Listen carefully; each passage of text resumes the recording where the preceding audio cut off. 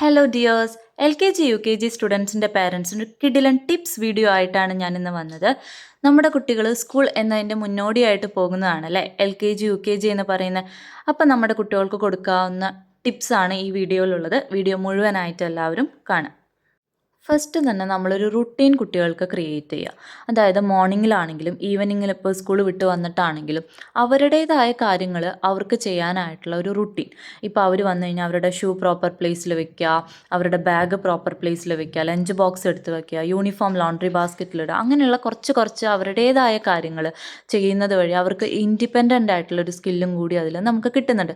നമുക്ക് തുടക്കമൊന്നും നമുക്ക് അവർ തന്നെ ചെയ്യില്ല, പക്ഷേ നമ്മളിത് എന്നും നമ്മളിത് ചെയ്യിപ്പിക്കുമ്പോൾ അവർക്ക് തന്നെ ആ ഒരു മൈൻഡിൽ അത് കയറും. ഇപ്പം ചെറുപ്പത്തെ കാര്യങ്ങൾ വലുതാവുന്ന വരെ എന്ന് പറയുന്നത് പോലെ അത് അവർക്ക് ഇങ്ങനെ റീഡ് ചെയ്തുകൊണ്ടേയിരിക്കും. അവർക്കിങ്ങനെ അത് ചെയ്യണമോ, അത് ചെയ്തില്ലെങ്കിൽ പറ്റില്ല എന്നുള്ള ആ ഒരു ഇത് മനസ്സിലിങ്ങനെ വരും. അവരെ ഒന്ന് കാമാക്കുക. അവർക്ക് ഇഷ്ടപ്പെട്ട എന്തെങ്കിലും പ്രോഗ്രാംസ് അല്ലെങ്കിൽ TV-യിൽ എന്തെങ്കിലും അല്ലെങ്കിൽ എന്തെങ്കിലും ആക്ടിവിറ്റീസ് അങ്ങനെ ആകുമ്പോൾ അവർക്ക് ആ ഒരു സ്കൂളിൽ നിന്ന് വന്ന ആ ഒരു സ്ട്രെസ്സ് മാറിക്കിട്ടാനായിട്ട് ഹെൽപ്പ് ചെയ്യും. അവർ എഴുതാൻ തുടങ്ങുമ്പോൾ അവർക്ക് എല്ലാ ലെറ്റേഴ്സും ഒരേ സൈസിലായിരിക്കില്ല അവർ എഴുതുക. അപ്പോൾ നമ്മൾ വിചാരിക്കും ഇപ്പോൾ ചെറുതല്ലേ, അപ്പോൾ അവർ പഠിച്ചു വരുന്നല്ലേ ഉള്ളൂ, അപ്പോൾ നമുക്ക് പിന്നീട് അത് ശരിയാക്കാം എന്നൊക്കെ നമ്മൾ വിചാരിക്കും. പക്ഷേ അതൊരു തെറ്റായ ധാരണയാണ്. കാരണം അവരെഴുതുമ്പോൾ തന്നെ നമ്മളത് തിരുത്തി കൊടുക്കുക. കറക്റ്റ് സൈസിൽ കറക്റ്റ് ലൈനിൽ ടച്ച് ചെയ്ത് എഴുതാനായിട്ട് നമ്മൾ പഠിപ്പിക്കുക. അത് തുടക്കത്തിലേ നമ്മൾ ചെയ്യുമ്പോൾ നമുക്ക് പിന്നീട് അതത്ര ഒരു ബേർഡനായിട്ട് നമുക്ക് തോന്നില്ല. അപ്പോൾ കറക്റ്റ് സൈസിൽ അവരെ കൊണ്ട് എഴുതിപ്പിക്കുക.